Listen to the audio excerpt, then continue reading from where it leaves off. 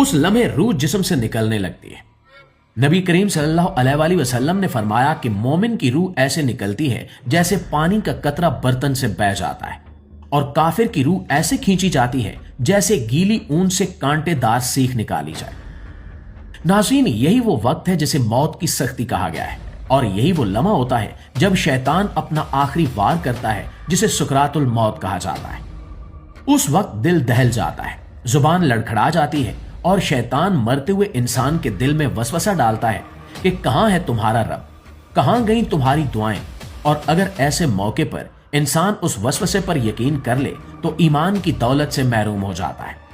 यही वजह है कि मरते हुए मुसलमान को कलमा पढ़ने की तलकीन की जाती है, ताकि शैतान अपने वार में कामयाब ना हो सके। इसलिए नबी अकरम सल्लल्लाहु अलैहि वसल्लम मौत के वक्त शैतान के फितने से पनाह मांगते थे।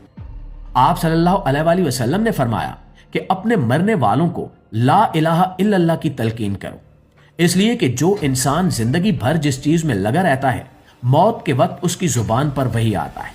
जो दुनिया में गुम रहा उसके दिल में दुनिया होगी, और जो अल्लाह को याद करता रहा उसकी जुबान पर अल्लाह का नाम होगा। ईमान सिर्फ जुबान का लफ्ज नहीं बल्कि दिल का यकीन है। हदीस में आता है कि मोमिन के पास मौत के वक्त सफेद चेहरों वाले फरिश्ते आते हैं, जन्नत की खुशबू साथ लाते हैं और कहते हैं, डर मत, गम न कर, तुझे जन्नत की खुशखबरी हो। लेकिन जो गफलत में रहा उसके लिए यह लम्हा खौफनाक होता है। वो मोहलत मांगता है, वापस जाने की आरजू करता है, मगर कुरान कहता है कि उस वक्त वापसी नहीं होती और फिर रूह जिस्म से जुदा हो जाती है।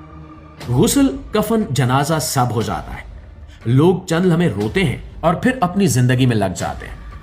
हजूर नबी अकरम सल्लल्लाहु अलैहि वसल्लम ने फरमाया कि कब्र आखिरत की पहली मंजिल है। अगर इसमें निजात हो गई तो आगे का सफर आसान है, और अगर यहां मुश्किल हुई तो आगे और सख्ती है। कब्र में मुनकिर नकीर आते हैं और सवाल करते हैं, तेरा रब कौन है, तेरा दीन क्या है, तेरा नबी कौन है। मोमिन दुरुस्त जवाब देता है तो कब्र कुशादा हो जाती है, और मुनाफिक और गाफिल जवाब नहीं दे पाता तो कब्र तंग हो जाती है। प्यारे दोस्तों, जरा सोचिए कि अगर आज रात हमारी बारी आ जाए तो हम क्या जवाब देंगे। क्या हमारे आमाल हमारे साथ होंगे?